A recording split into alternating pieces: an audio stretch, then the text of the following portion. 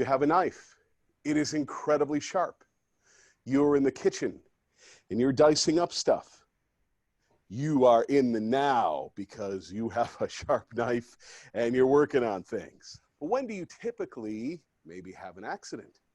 You're in the now, you're cutting, and there's some distraction, the doorbell, the dog, someone else in the house. What? Ow, ooh. You know, that's when that usually happens. When we're doing our form, we can practice being in the now. And of course, when we do push hands, which is my favorite way to practice, when you are truly in the now and you're connected to someone and you are not thinking about what you might want to do or what they might do, you're just there and you're just feeling and you're just present.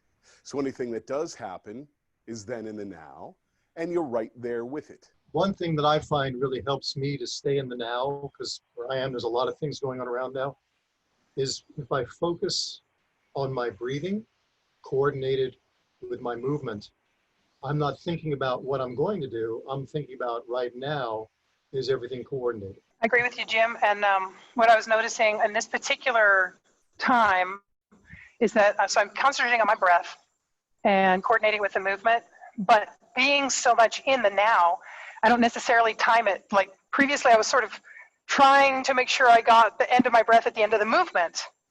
And this time I said, well, no, it's fine if you just pause in the middle of the movement and, you know, inhale again and then continue, which I had never done previous to Clear Tai Chi, where he talks about doing that.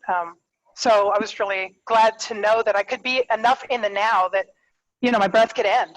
Not where it's supposed to, but where, I mean, of course it's where it's supposed to because that's where I needed it to end. But to have that tool to be able to continue the movement. It happened more by me being in the now and not worrying about where's the breath going to end and making sure I was going fast enough or slow enough, the movement to be with the breath. Paul, earlier this morning, you had a comment on this that I really liked that would be great to share. What I basically did, the trick is to try and keep your mind off where you're going and what you're doing. So I basically scanned the body.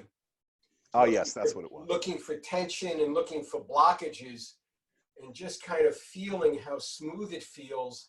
And if it's sort of related to the breath in a way, but if you, at least for me, as I was rising and falling, I was noticing relaxation of the kinks, anything, and that focuses you on the now. And that's also good because it's helping you with your tinging skills.